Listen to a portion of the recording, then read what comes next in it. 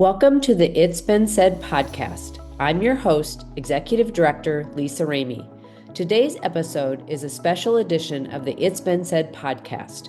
Dr. Dana Schon, Associate Executive Director of Professional Learning, will discuss her perspective on leadership life fit. She'll offer her insights on this topic periodically over the coming months. Let's hear from Dana. Hello, and welcome to this edition of the Leadership Life Fit podcast. I'm your host, Dana Schon, Associate Executive Director of Professional Learning with School Administrators of Iowa. Thank you for joining me today. Today we're talking about the nature of meetings and how lousy meetings can negatively impact that leadership life fit.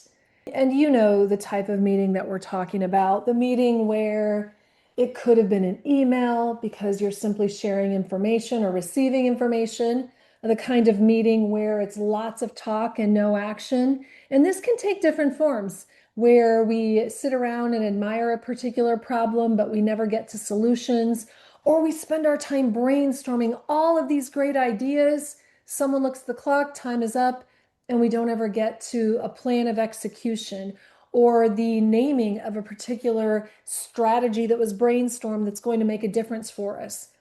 Or how about the meeting with no purpose? It's just simply a standing meeting, always on the calendar, and so we feel compelled to come together. Or the meeting where one person talks and everyone else listens, or at least pretends to listen. Or those meetings where the topics don't seem really to be related to the work of the team. Needless to say, we've all experienced some form of a meeting that drains the energy from our soul. And so today I'd like to talk about different ways that we might think about meetings. And I know there have been lots of different things around this. Patrick Lencioni talks about death by meeting. In a recent blog post, Dan Rockwell talks about redefining meetings. And in fact, I want to spend a little time with that concept that has been introduced by Dan Rockwell. And that is thinking about, how do we define our meetings? If you are new to your role, you might be stepping into a meeting structure that existed before you came on board. And in the midst of all of the newness of a particular role, you may not have taken time to stop and ask yourself, what is the purpose of this meeting that's on my calendar? And if you're a veteran leader, it might be the same, that you've been in a routine for so long that you haven't pressed pause to ask yourself, how do we define meeting? What is the purpose of meeting in general? And that's where I'd like to start today. What is your definition of a meeting? What expectations do you bring to a meeting? And how do your expectations and your definition of that word meeting compare to that of your colleagues? Is it that each of you shares a different definition and expectations for what is a meeting? And then what should be the experience of the people engaged in that meeting? That could be a very healthy place to start in one of your next meetings, to ask everyone to take a minute or two, jot down, what is your definition of meeting? What do you expect as a result of being part of a meeting? What would you like your experience to be? How do you want to feel? How do you want others to feel? What do we need to accomplish? And certainly outcomes might vary. The specific outcomes might vary with each meeting, but perhaps a component of your definition might be clearly articulated outcomes. And so some things you might be thinking about in terms of that definition, I'll turn to Dan Rockwell, who talks about a place where team intelligence expands and relationships multiply. Boy, this sure reminds me of Elise Foster's book in collaboration with Liz Wiseman, who wrote Multipliers. So Elise Foster wrote the version of that book for schools. But in the book Multipliers, the message is about, how do we amplify the talent on our team? And so as you think about, is the meeting a place where you have opportunity to amplify the talent on the team? Is it possible that part of your definition is to ban monologue and to establish some agreements about, how do you share airtime? And how do we intervene when Dana's talking too much and no one else seems to be able to get a word in edgewise. I know some of you have worked with me. I love the 2 cent strategies, although now with pennies in short demand or high demand or not widely available, this might have to shift, but bear with me a minute. I have used the 2 cent strategy very frequently. And in this strategy, everyone on the team starts with 2 pennies. So each time I choose to speak, I move a penny to the center of the table. And once I have offered my 2 cents worth, so spent my 2 pennies, then I need to be quiet. I'm not allowed to speak. I hold myself back until everyone else on the team has had a chance to offer their 2 cents worth.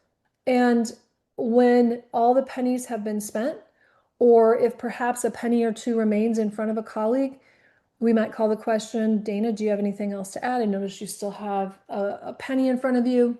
If Dana says no, she doesn't have anything else to add, we all pull our pennies back and we engage then in discussion again. It's a great strategy to help us monitor our contributions to any conversation. One of our agreements might be that we question, that we get curious, that we test assumptions. And you hear me mention the word agreements. I think agreements are really a vital part of a team meeting. How do we want to show up for each other? What is it that we need from each other? Do I need you to ask me questions? Do I need you to help remind me of my commitment to myself to talk less, to honor more silence? How do we need to show up for each other? How will we make decisions?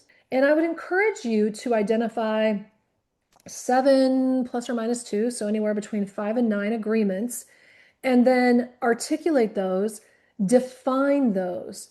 Well, what does it mean to be fully present at our meetings? So, whatever you choose to identify as your meetings, make sure you all are clear about what that means in terms of how we show up for each other. And then, as often as needed, maybe once a month, maybe once every 2 months, I would engage in an assessment. How well are we honoring these agreements?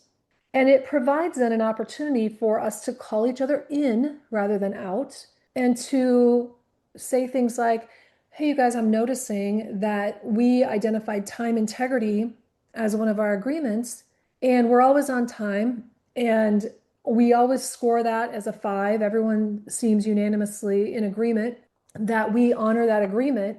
And so, do we need to still have that as one of our agreements? And we might agree that we don't need to have time integrity as an agreement anymore. And so instead we might say, well, do we have a pain point? Is there a pain point in our team that needs to be addressed, that we might address through our agreements? And so then we let go of time integrity as an agreement, and instead we might bring on a new agreement about getting to resolution around issues that are presented when we have meeting time. So those agreements aren't just for our meeting, the time that we are in meetings together, but they extend beyond in terms of how we want to show up for each other and treat each other. You might have agreements about sharing airtime and every voice is equal, or being clear about what each person wants when they put something on an agenda for discussion. So agreements are a powerful tool for helping ensure that your meetings can stay on focus, on point, and become not soul-sucking, I should say. Another thing to think about is how will you process information? And I love the 6 thinking hats for this. So the 6 thinking hats come from the work of Edward de Bono, and it really helps us to think in parallel around a particular issue. So oftentimes it's, well, I think this, well, I think this, well, I think this. And it tends to be multiple different opinions coming at each other in a single discussion, which can make it difficult to fully vet a particular issue. Not to say it's not really important to ask those questions and raise different points of view. That's absolutely essential. It can be helpful when we do that simultaneously. So for example, we might say, everyone put on your red hat. Let's talk about how we feel about this particular budget proposal that we have in front of us, or this budget reduction plan. How does everybody feel about it? How do we think our constituents are going to feel about it? Okay, let's put on our green hats. What are we missing? What might be some outside the box thinking that we might do? Or I might ask everyone to put on their black hat. What could go wrong with this current budget proposal, with this reduction proposal? What's the worst case scenario? And everyone is invited to think about what the most problematic challenges might be around whatever issue you're discussing. And we're not allowed with the black hats on to say, well, yeah, but we could do this with the black hat. That's not the space for problem solving. That's the opportunity to surface the challenges that going any one particular direction might pose. And then yellow hats. I put on a yellow hat to talk about what's right about this proposal. What's the best case scenario? What are people going to love about it? And by inviting everyone to think parallel along the same lines, we are able to analyze more deeply an issue or proposal that is in front of us. And so agreements, utilizing the 6 thinking hats are 2, I think, really powerful strategies that can support you in having the kinds of meetings that people feel are productive, engaging, worthwhile, and on point. Additionally, it's an opportunity for you to build the cohesiveness of your team. Patrick Lencioni talks about the health of an organization in his book, The Advantage. And one of the first elements of a healthy organization is a cohesive leadership team. So how do you build that cohesiveness? It's about getting to know each other and getting connected to each other, knowing what's going on in each other's lives, celebrating each other's wins every time you get together. And that might just take the first 5 minutes of your meeting, is building those connections. And then what you find is that you have greater opportunities to learn from each other. You have multiple options when you're considering decisions. Everyone on the team feels a sense of ownership in those decisions because they've all had voice in the processing.